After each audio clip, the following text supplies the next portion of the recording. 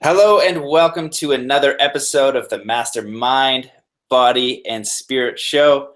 Today we have an incredible guest for you. She came to me through serendipitous circumstances. I was reading her bio and it's amazing. She's an author, she's a course creator, she's a scientist, she's a researcher, I don't even know, it's massive, it's amazing. So I'm just gonna read you her mission and mandate, which is igniting local movements that foster a global understanding of truth, unity through diversity. Her vision, which is to make a positive and enduring impression on everything and everyone we touch, which is awesome. And her values, which are health, financial success, meaningful fun, transparency, innovation, cooperation as conscious co-creation, coherence, generating measurable benefits for all, freedom to evolve. Welcome to the show, Lynnclaire Dennis. Thanks, Matt. Fun. I'm so excited to talk, and I didn't even get into near-death experiences, and it's amazing to read what you're up to and who you are, and I'm really excited to dive deep into your work and everything you've learned and everything you're doing. Well, thanks. The near-death experience was just that. It was just an experience. And the bottom line is that it gave me my reason for living. It gave me such an awareness of how precious a lifetime really is. And what's interesting is that what it eroded, what it absolutely, but completely away is my fear of death. And at the same time, it destroyed sort of left ashes in its wake of what I thought was my attachment to old belief systems. And a lot of people, so did you see angels? Did you see, the Buddha? Did you see Jesus? Who was there? And I go, I was hanging out with my grandmother, dad, and I see angels. I saw moving angles. And I've done lots of consideration thinking about what are angels.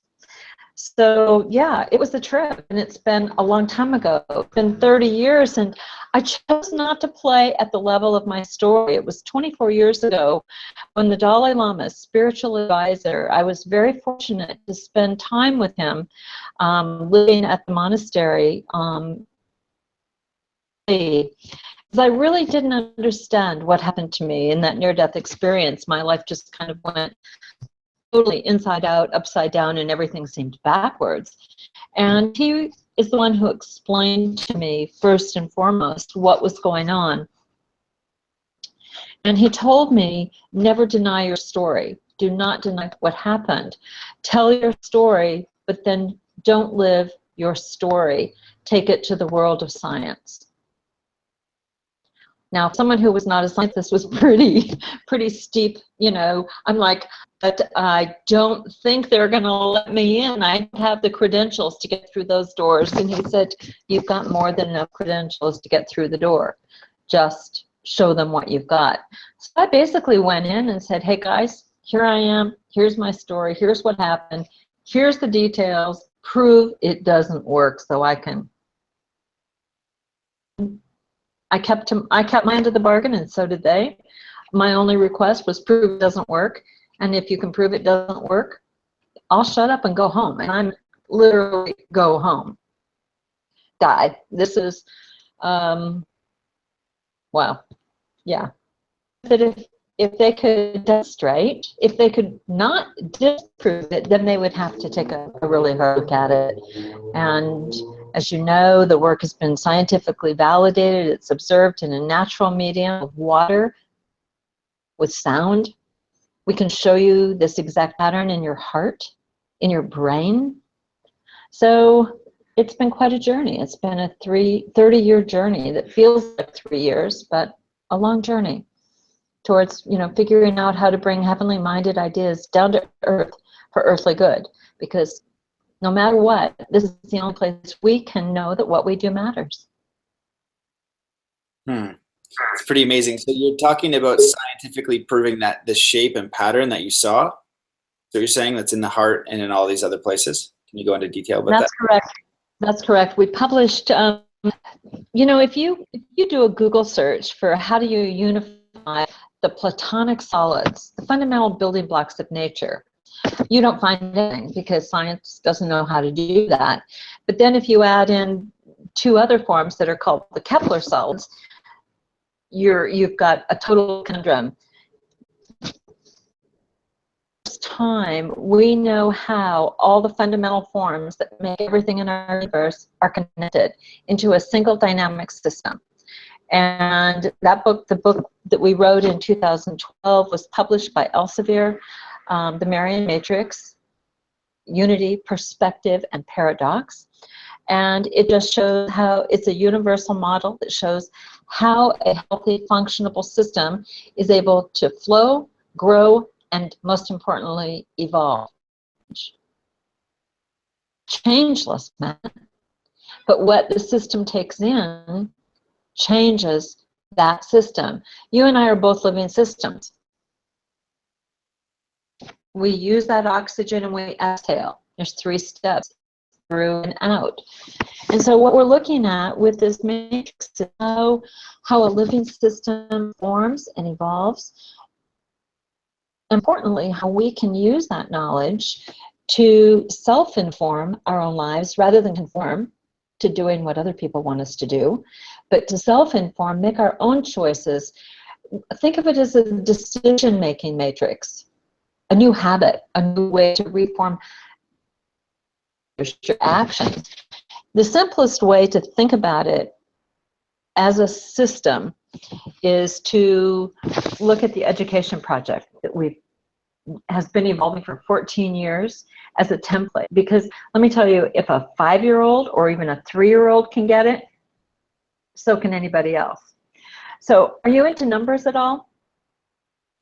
A little Do bit. numbers have significance for you? Yeah? Do you have a little bit of numerology, but mathematics are not my strong suit. That's gonna take some work. Well, a lot of people talk about things like, have you seen all like the nattering of 11 and 111 and the number 33 and all? Oh, yeah, exactly. That's my numbers. Yeah, exactly. Well, the Maran Matrix is basically a trinity. It's a context of time that connects. And it unites, there's a number that is the number of coherence, and that number is 33. And that just rattles a lot of people's chains, just like that raised fist I just saw on camera. Yeah, it's 33.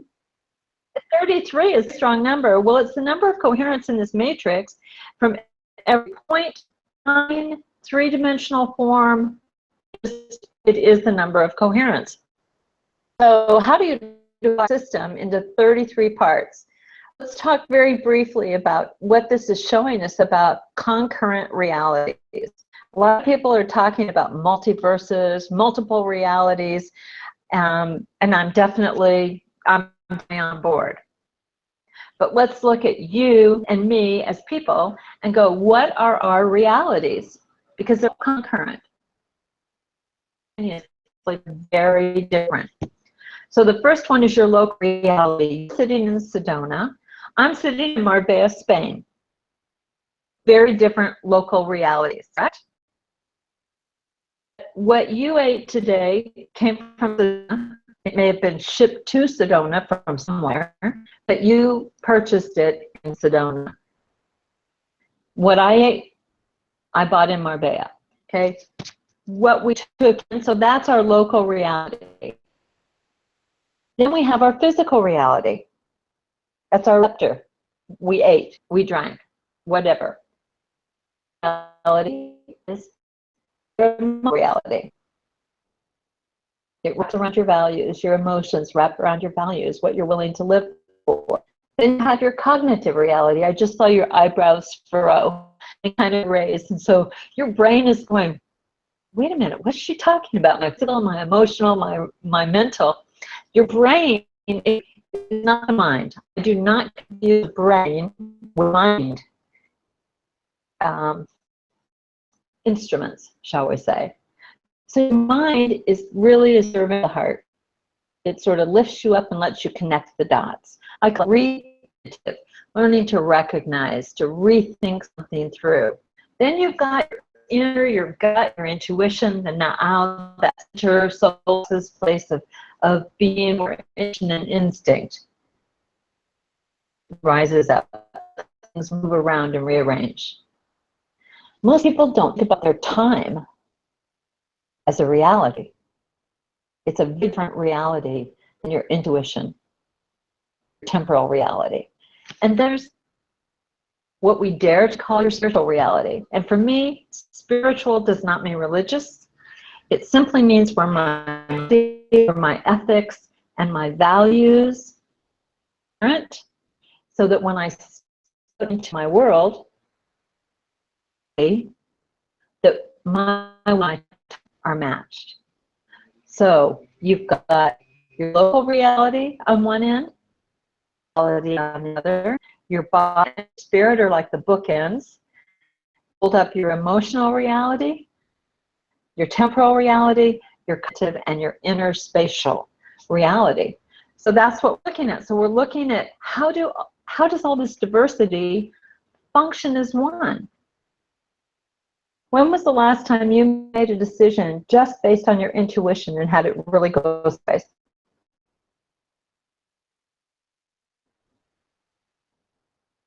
You asking me? Yeah, I am. Yeah. When is the last time? Has it ever happened? You don't have to say the last time. Has it ever happened? No. No. You've never made a decision and had it just based on strict intuition and had it go sideways. Strict intuition? Well, it's worked out in some way or another for sure. Yeah. But 9 times out of 10, it's pretty spot on. Like, it gets challenging. But yeah, it's right. For me, it's always. Okay. I just follow that. Cool. Have you ever made a decision based on pure physical skin, whatever, and have it mess up your emotional body? Oh yeah. See that look on your face? Have you ever made a decision and taken on something and you thought it was going to take an amount of time and it took a whole lot more? Oh yeah, totally. Yep. That happens. Well, this is because as humans, we were talking before the show started about, their divine peace within us, divine spark, but man, we're traveling in human vehicles and our humanity gets in the way. So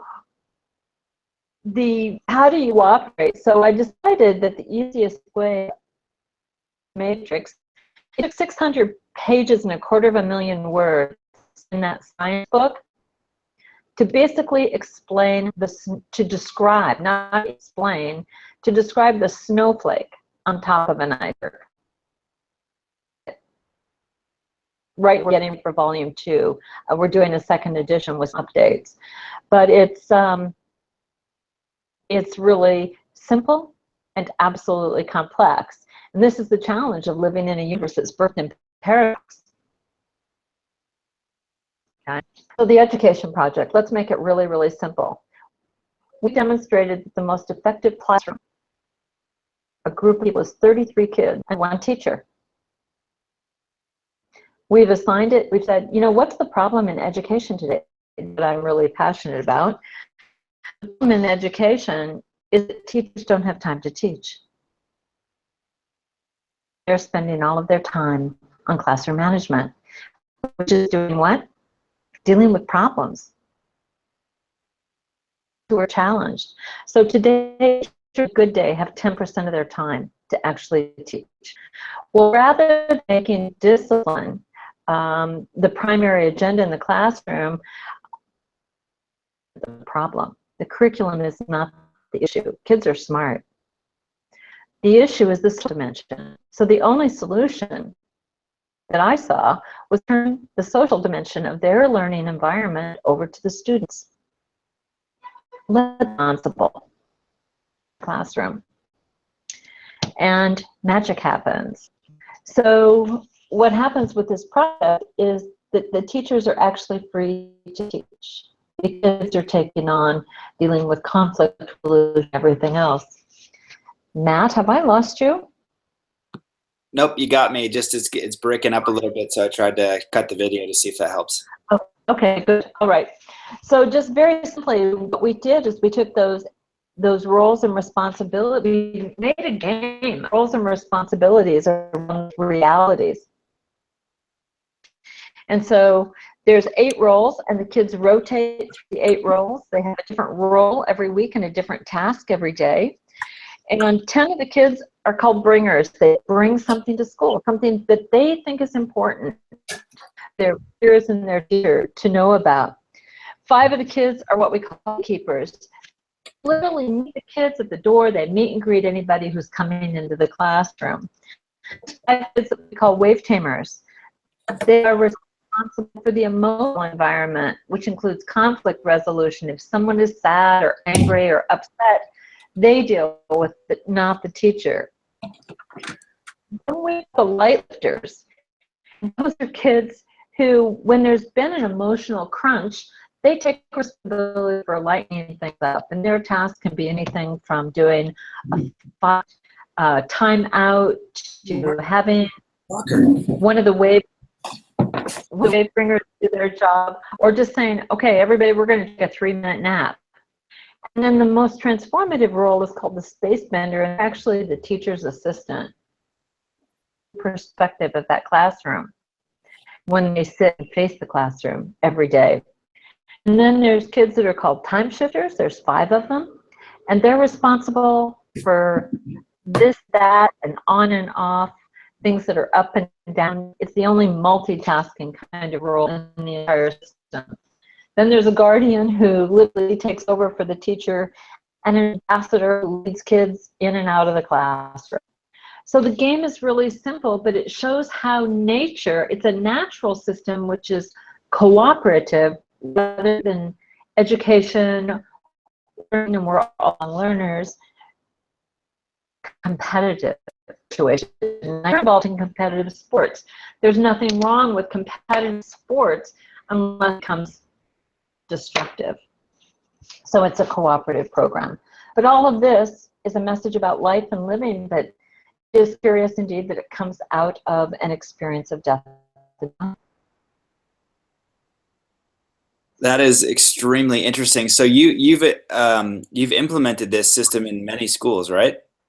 This system's been running for 14 years in Italy, in one school system, in one district in Italy, just outside of Venice. And so this year had to be the year that this was going to move into the world in a new radical way. And thanks to just amazing piece of star stuff, little piece of cosmic glue floating around the universe, our mutual friend, some remarkable people came on board and said, let's do this.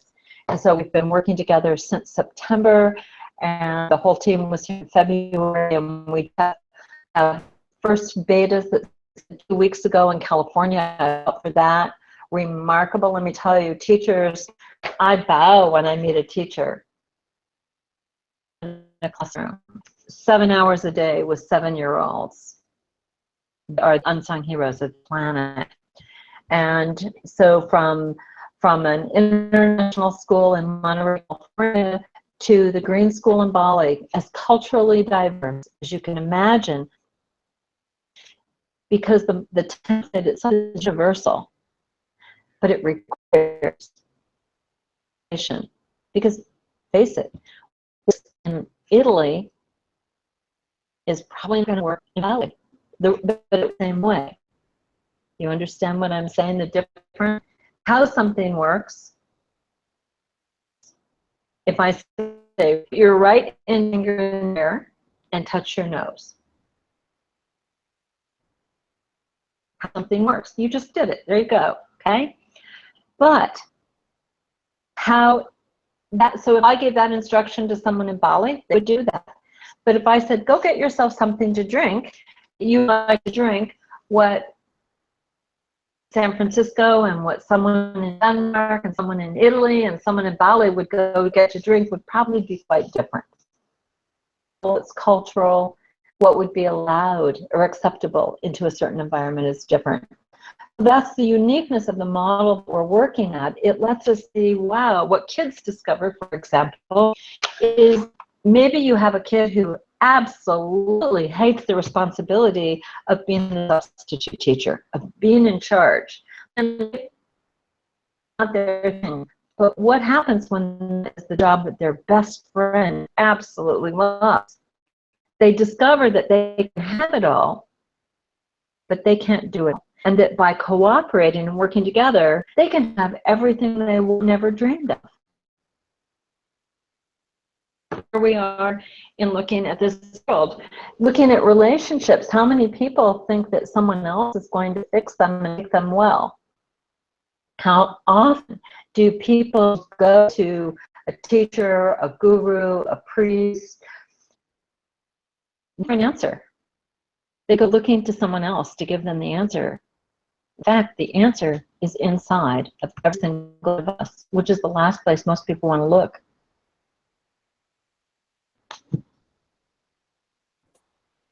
We knew how to look. What the questions were.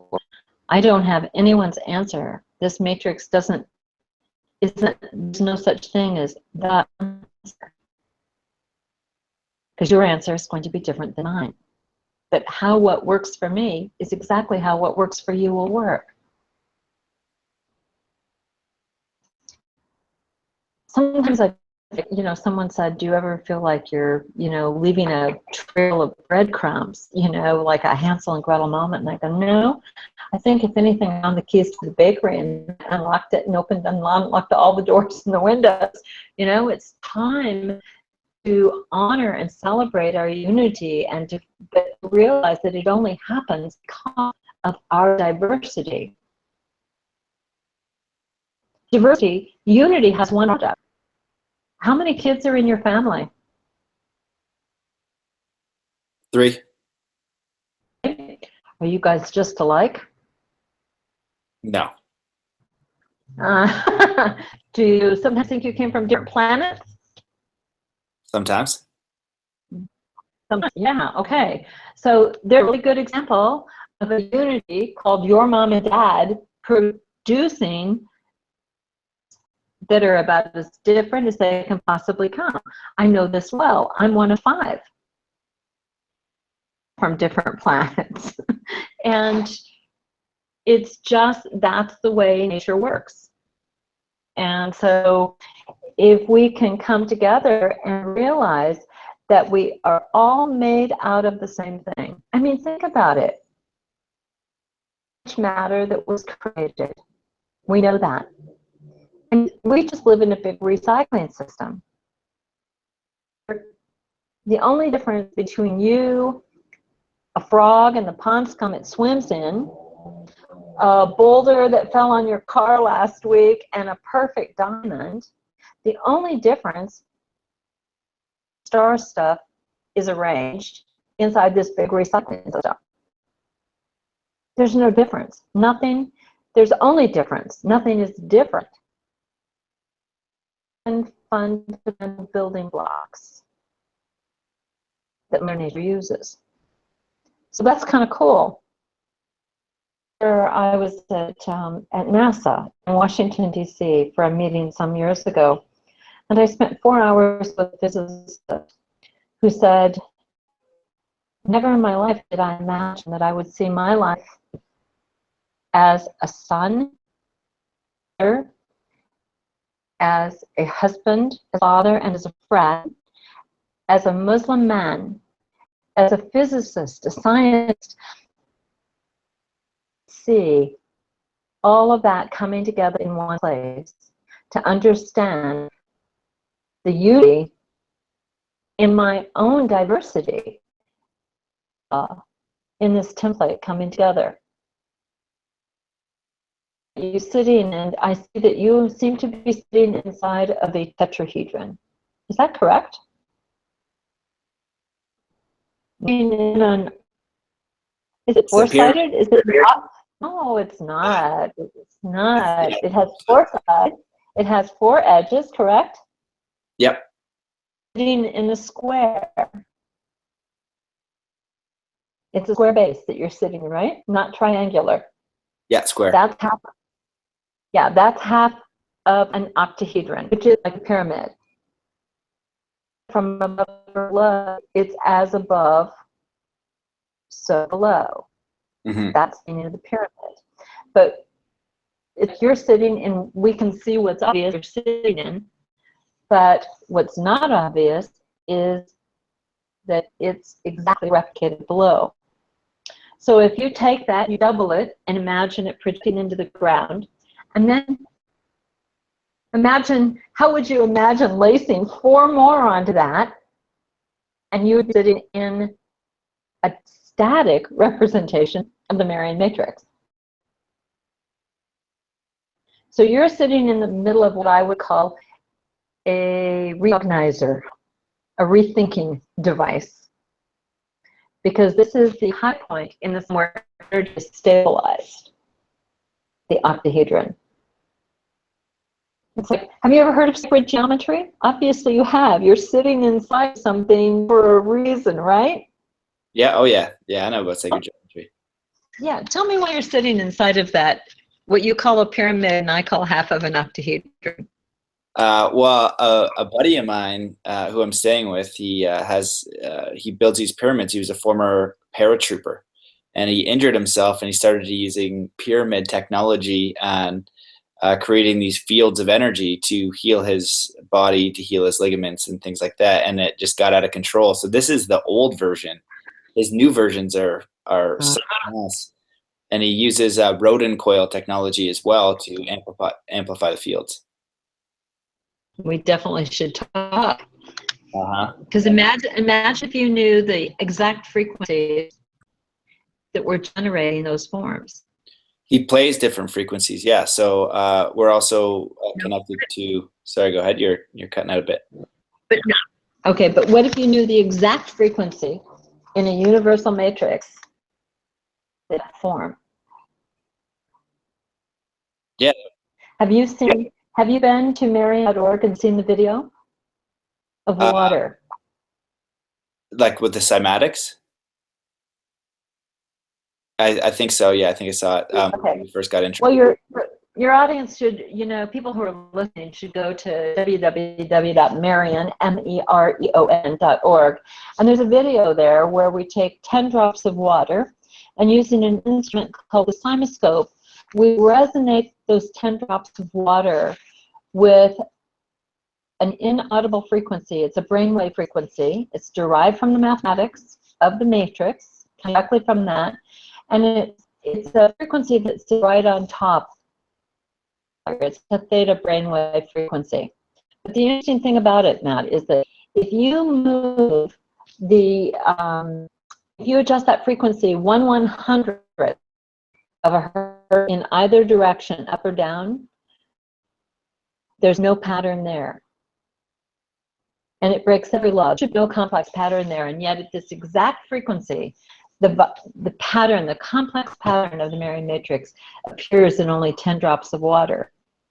And we see the same thing happening in the human heart and the exact same symmetry happening in the human brain. Now that's called, if we can entrain, that means synchronize the brain and the human heart, we have the power in our own worlds to lift ourselves out of darkness and to move forward with absolute clear insight. Ability is well within the realm of my imagination. So that's what my work is all about. It's about helping people turn on the lights inside themselves. But you know what? We know the right questions to ask and the order to ask them in. The challenge in life is living in the unknown, and so many people keep living the answer they came up with once upon a time, even though that answer no longer works well for them, and they're just afraid to ask the next question.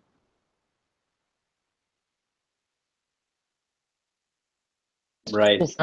This was not the rabbit hole you expected to go down, was it? No, it's definitely some of the way, and it's my favorite thing. I'm just a bit challenged listening because I know that the the audio on your end just keeps cutting in and out, and I really want to, like, I feel like what you're saying is so important, but it keeps literally just going. So I don't know if we should power through and I ask all the questions I want to ask, or we should try again when the internet's more solid. I don't know, but like I'm with you the whole way, but it keeps like, you deserve like the clearest audio, like HD, because this is really important next level stuff. And I do have a lot of. Are you still there? Are we cutting out again? No, I think it's on your end. It just, when you talk, it kind of goes like this. Wow, so. Definitely. Well, you know what we can do is we can just crash this, and you and I, you know, it's like I said, let's just let this be getting to know you, and let's just riff, and we can talk as long as you want to talk, and we can make a plan to, you know, when we have a better connection. Who knows what it is? This is Spain. Spain's really sort of a second world country. Yeah, I did. What part of Spain are you in? I was in Barcelona for a month last year at about this time. Really? No, I'm over on the Costa del Sol, Marbella. Nice. In West, yeah. Do you want to know what's really remarkable? Are we not recording this? No, we're still recording. I'll let you know if we stop. We okay. Well, what's interesting about where I've wound up for years, people have said, you know, kind of crazy, intuitive, off-the-cuff things to me. One of them being, oh my God, this is Atlantis technology. And I've just always said, okay, whatever, you know, c'est la vie. Well, do you know that they just discovered Atlantis?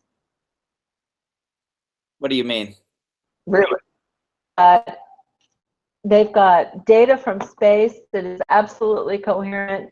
It's very conclusive. An American team of archaeologists, there was actually a competition between two sites for Atlantis. One was in Greece and one was in Spain. And and it was last year that they found remnants of a civilization built on top of Greece site, and they found that Atlantis was actually about an hour from where I am right now, of Gibraltar, right where Plato, the only recorded history about Atlantis comes from Plato. He talks about the Pillars of Hercules, and they're right there. It's the mouth, Gibraltar, and on the other side. So it's so my friends all tease me, and they all say, you just came home. Actually planning to go over and just walk around the land. It's quite remarkable. Yeah, there's a great BBC did a documentary about a year ago on the discovery. That's amazing. I didn't hear that. I know I saw some things come up about lost cities discovering. Well, they're finding new temples. All kinds of stuff is going on right now. Right. So that doesn't shock me. And I see. Well, I don't know what your interpretation of this is. I'm on the weird side, so it's good that you're doing the science, because I just intuitively think weirdness, and then science can back it up later. I have no problem with weirdness as long as it's high weirdness. Right. You know, yeah. And my friends all say I'm disguised as a civilian. That makes sense. That makes sense. Yeah, yeah. Well, so they talk about Atlantis having future technologies. Well, one of the guys I know, his name's Walter Pinto. He was mentored by Marcel Vogel. Marcel Vogel, you probably know, is a genius that lived in the 80s, has 85 patents for IBM, started working only on crystals for the last 20 years of his life, saying it was Atlantean technology. So you don't have a genius saying things like that by accident. He's a genius. You know, you don't accidentally start cutting crystals into shapes, you know, for no reason. That's smart. Right. Well, you will love this, that a group of his acolytes, of Marcel Vogel's, you know, proteges, actually decided that they were going to take a sphere of clear optical quartz crystal and carve the geometry of the center, the core geometry of the Maran Matrix into this clear quartz crystal. And it exploded. They then said it must be a flaw in the crystal. There had to be a flaw. And this was a very expensive crystal. They got a second one from the company that sold it to them, and exactly the same thing happened. And the physicist who was working with them said, this can't be cut. And I said, well, that's not a newsflash. How can you cut a diamond? Its structure matches a diamond. It's a very specific double-face centered cubic lattice, which is more than you want to know. But you can't make, that's the challenge with this work. People would make, I've got models of the pattern, make a wire just to show this template of time and space. You can't turn it into something. You know, the way, it's a knot. It's a form of connection. It's things, it's tracing the movement in space. It's, the edges are the lines of force, time moving through space. If you try to stop it, that's what we call death. I think my system, when I died, just slowed down slow enough for my conscious awareness and conscience as well to speed up that glimpse of eternity, to be able to see enough and to then remember. Of course, the miracle is remember to bring it back. But you can't, if you try to freeze something to make it static, it just becomes another religion instead of a yoke, a yoga, a religature, a pattern of connection. So this is about remembering, reconnecting from inside out, first with ourselves and then with others, because only when we heal ourselves can we experience healthy, whole, functional, real relationship, R-E-A-L, real relationship, because it's based on truth. It's based on my respecting what is true for you, authentic and true for me, and realizing it's just about a difference in perspective, nothing more. Yes, I absolutely love that and 100% agree. Well, it's interesting because I just watched Nassim Haramein speak in Sedona last week, and you're supposed to be here now, so you're kind of here now through me. He is going, it's all about the geometry as well, and the shape that he created. It's the flower of life male version or something like that. So it's interesting how the sacred geometry and the mathematics are weaving into mind, body, spirit development of the human being. So do you have any, like, well, other than the education, like if someone's listening to this, to start to apply these techniques to their life in some form, like to apply the information? Absolutely. We're developing a software, decision-making software. It's every course that I teach, everything that we're teaching is all about realizing that the quality of your life is all about your choices. That forms, what we call sacred geometry, forms simply inform function or dysfunction. You know, why do you do what you do? Your decisions are your life. There's a fundamental, I'm so tired of existential lies. I got an email this morning that was actually, it came from a friend of mine, a dear friend, and it's a quote from the Buddha about your thoughts create your reality. To me, it's just sheer and utter bullshit. Excuse me. But it's not true in my experience. My thoughts do not create my reality. Because if my thoughts created my reality, let me tell you, there's two scenarios that would be true. I would either be in prison, dead. Because I can tell you how many times I've had the thought, I could kill that son of a bitch. You know, I just, you know, just die. You just have these thoughts. We're human. That's that human element inside of us. Points in the last 30 years where I did not want to stay on the planet. Here, I made a promise to what I consider to be divine. choose to call it God. That's all patriarchal hierarchy. I just choose not to, so I just refer to it as the universe. And just so you know, Mereon is not a name. It is a naming. It is actually a formula. Okay? So let's just put that to rest right now. What does Mereon mean? I'm not going to talk about it. What creates our realities?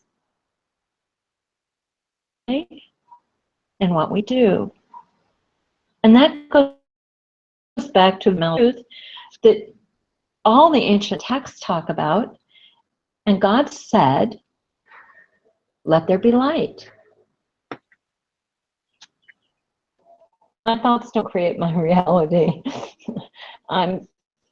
We create our reality. And so if we understand how the universe works, how nature, how a natural system is built, what this work is really all about is escaping the old habits that we've normalized, because normal is a guessing game.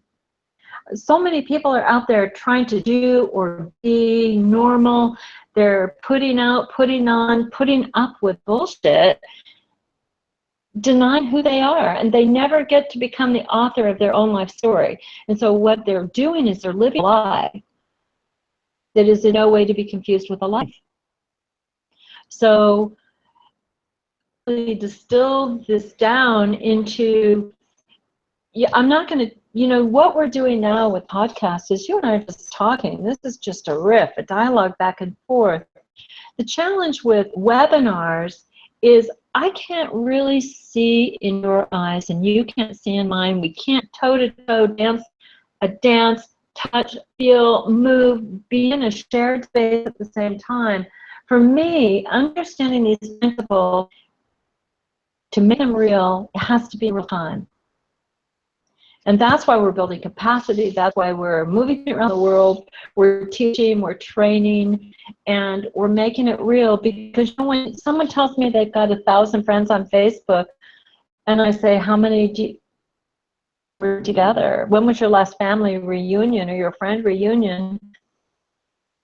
And so you've got people who are isolated, lost, and lonely, sitting behind computers, playing games, or talking, and this epidemic of loneliness is tearing us down and tearing the world apart. We've got nationalism running amok. It's heartbreaking. And it's time for the human family to come together and realize that everyone matters and everyone counts. Very strongly and passionately, obviously, about what we're up to. Yeah, I 100% agree. I think it's super powerful and interesting. There's, you know, I was at a conference this weekend, and I know there's a native elder that was on the podcast, David Lombaire Senepas, and there's another one at Cosmic Awakening, and they both said the same thing, and they talk about in their cultures the importance of community, actual connection. And so we're the most connected we've ever been, but the most isolated at the same time. You know, you're on the bus beside somebody, but you're on Facebook talking or, you know, scrolling through some sort of social baloney. So it does make us feel isolated, and it is challenging. So what do you recommend somebody, you know, does to start accessing this type of information in technology? Well, first of all, like I said, I wrote first book I published my first book in 1997, The Pattern, my story over it. I've never played it again. People wanted to bring out that book and offered me stupid amounts of money to republish that book, and I said, well, what do you want from me? And they said, well, we think you should be the queen of the New Age movement. Well, that's like an anathema to my soul. Take me out and shoot me, you know? It's like, all right, Jesus saves on the rocks, you know, but come on, let's get real. We need solid solutions. And Ban Ki-moon recently said, the solution, if we're going to, there has to be a systemic way to look at problems that are facing humanity right now. And if it's a systemic problem, there has to be a systemic solution. And that's what we have with this knowledge that we're looking at right now. Why was education the primary focus, and why is that so important to me? Is because are the future. And teachers are holding the hand of the future today. They spend infinitely more time, an infinite amount of time more with a child than a parent does.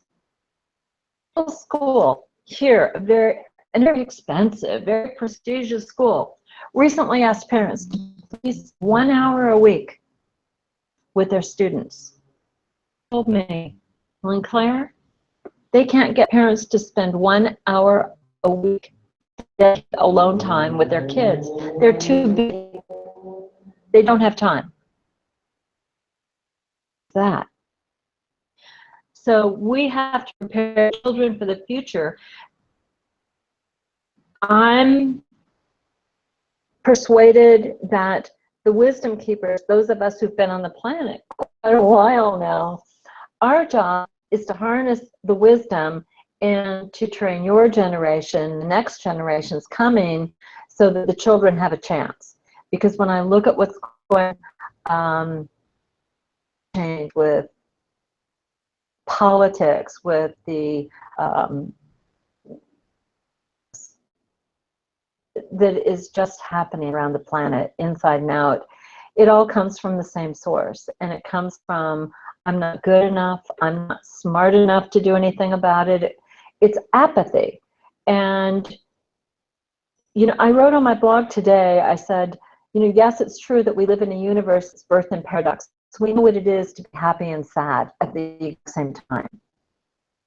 But paradox is not for hypocrisy.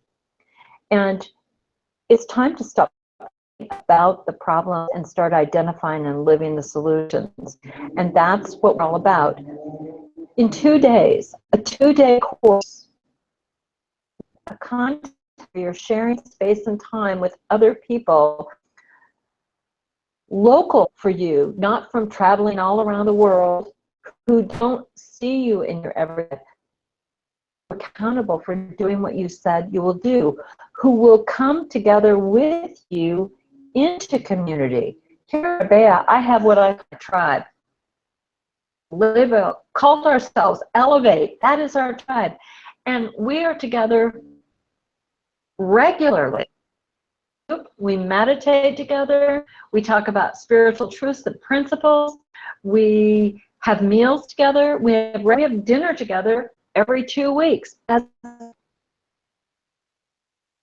about coming into unity, honoring the diversity that connects us, but our vision and our values are the same. We know that it's time for action. So the courses that we're offering through our new website, and again, I've refused to play at the level of personality. I've always said there will never be a lynnclairedennis.com. It's just not going to happen. I'm not going there. The cult of personality is what sucks people down.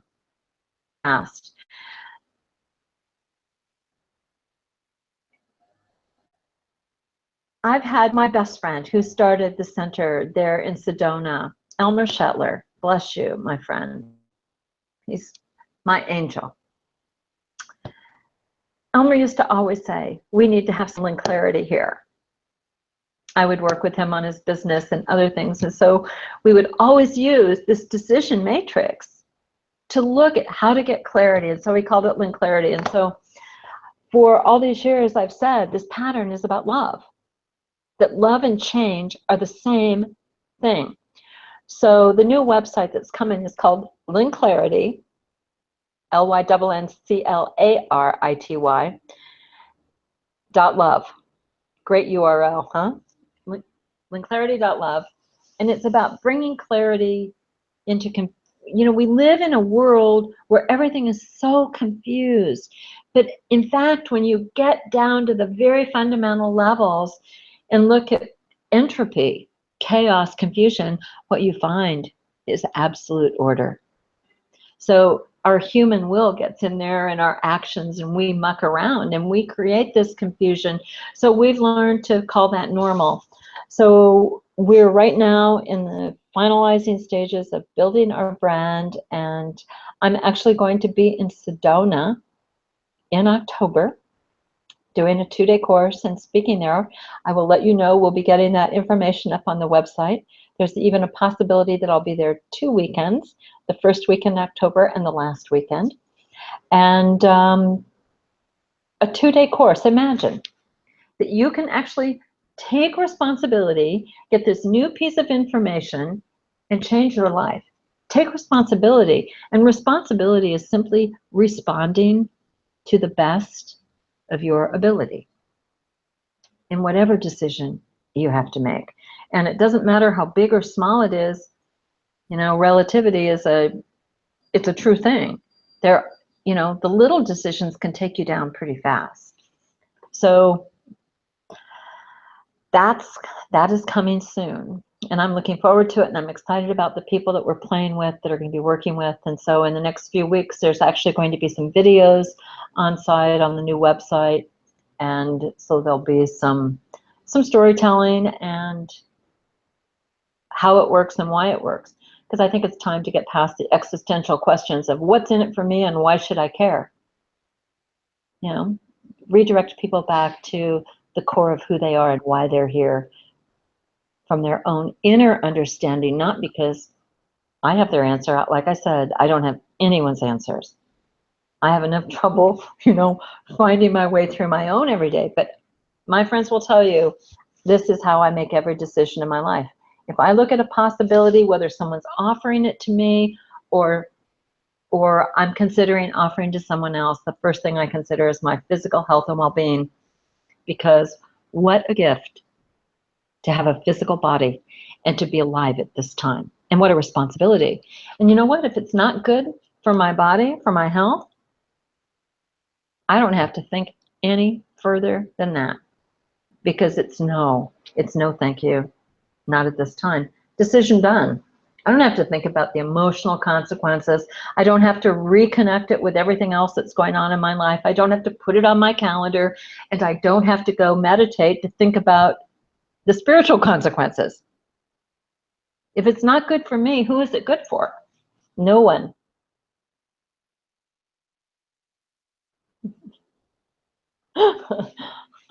So, you know what? I think you're starting to see why I got the job, because the universe knew that if I ever remembered, I'd never shut up.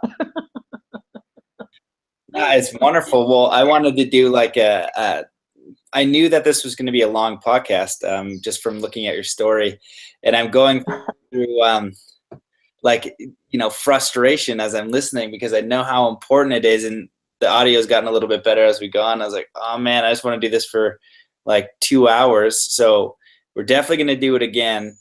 No problem. And what you're saying is so interesting, because it's so profound. It's so deep. There's, you know, even with what I'm able to deduce from what we talked about, from looking at what you're working on, it's such next level stuff. And I'm not sure how much people are picking up on that. And that's why my frustration is kicking in, because I'm like, this is so important.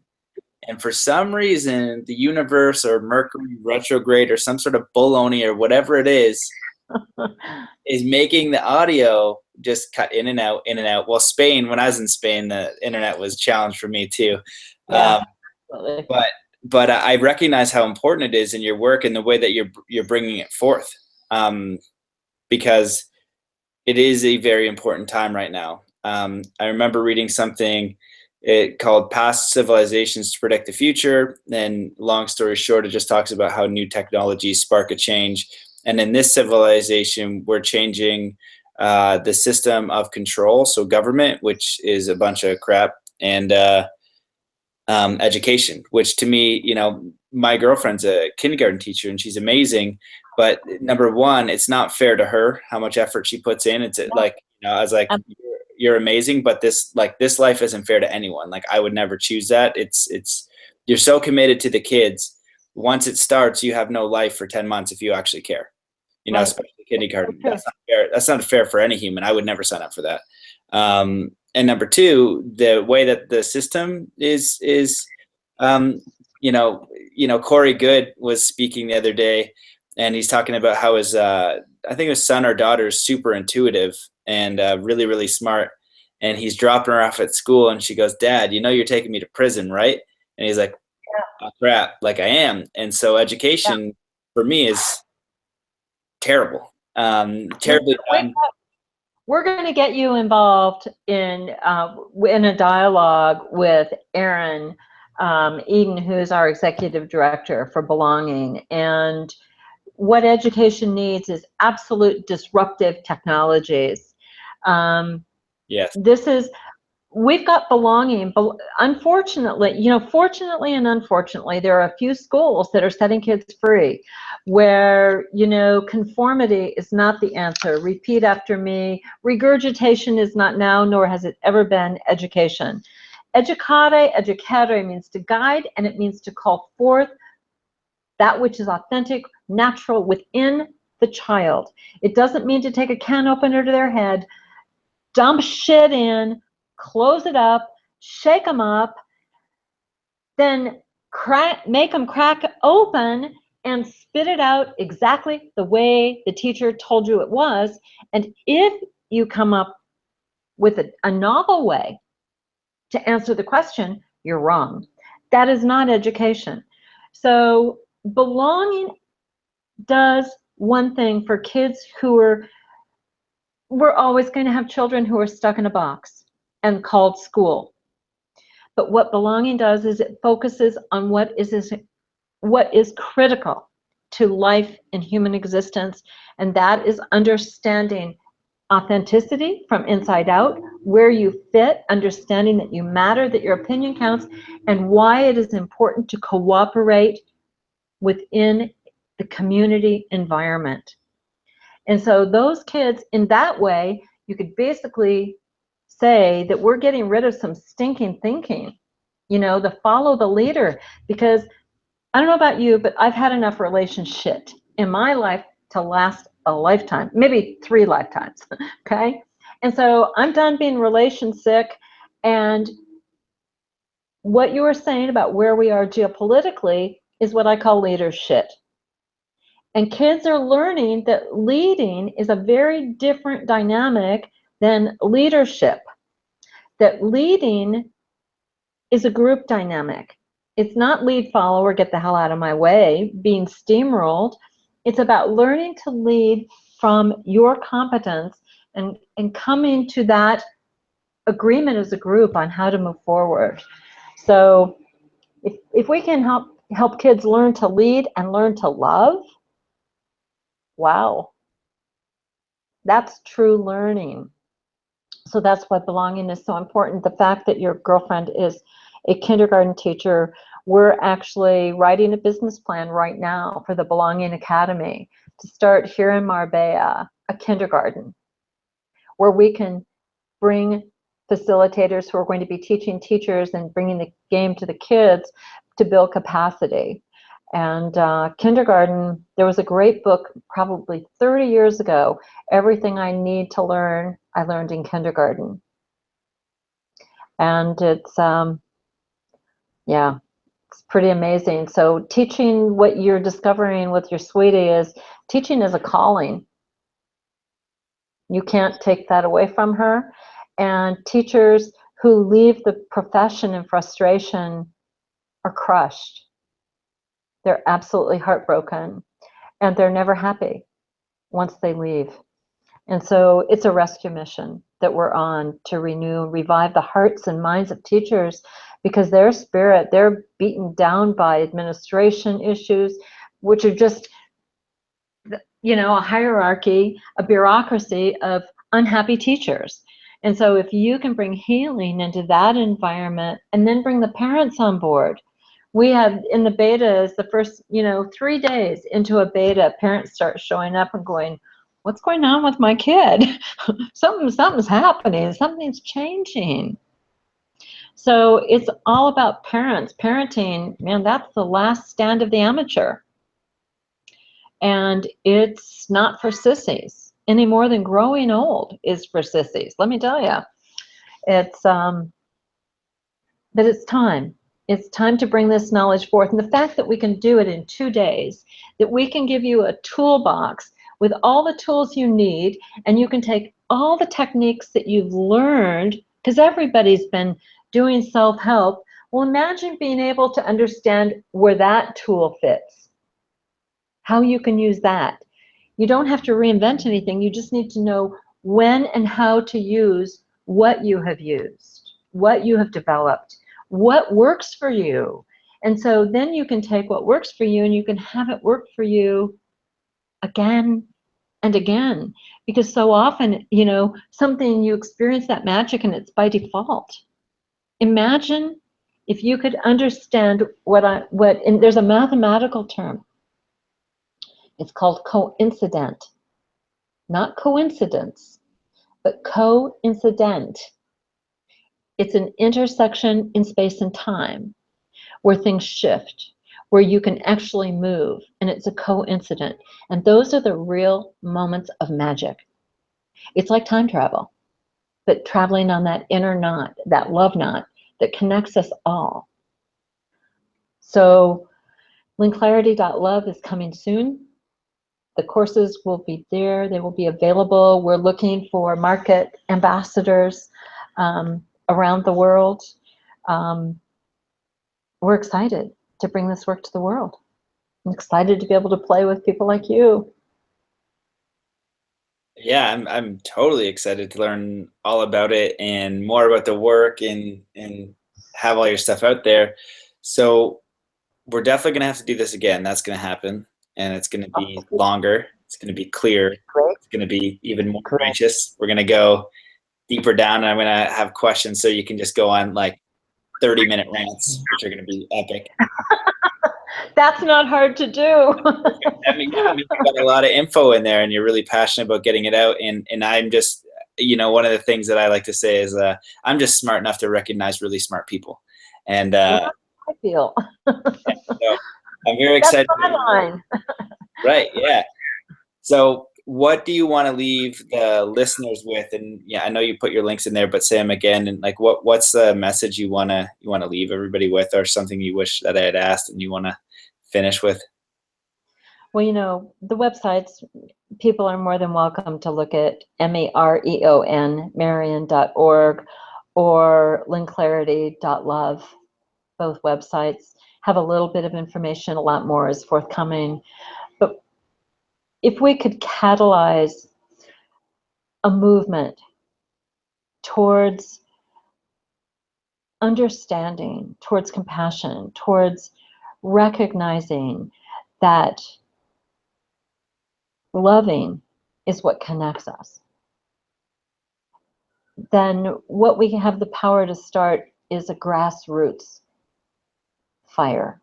You know, when I flew over Africa a number of years ago from Frankfurt to Cape Town, and it was a nighttime flight, and as I looked out the window, it wasn't the stars that held my attention, it was the fires burning on the ground. Africa's burning. And I learned that it's the roots burn underground and you can't put it out. And once a fire begins, you never know where it's going to break out. So it can't be extinguished. And so we need a grassroots fire, a movement of love and compassion, not about talking, but about action. We need to maybe stop moving our mouths so much and move our feet and use our hands to come to a place where we realize that the only reason we have anything resembling unity inside and out is because of the diversity. And so that kind of a calling is what I call remembership. It's not about becoming a member of anything, but it's about remembering who you are. And so there's blogs on both the websites. I'd love to hear from other people, hear back how we can connect. There has to be a win-win-win in all of this for everybody. It's time. The future is right now. Your next breath is the future. And that's what we need to embrace and celebrate and move forward as one. So Matt, I really appreciate the opportunity to speak and look forward to our next and seeing where we grow from here. Yeah, 100%. Well, I really love your last closing statement. I'm very excited to do this again.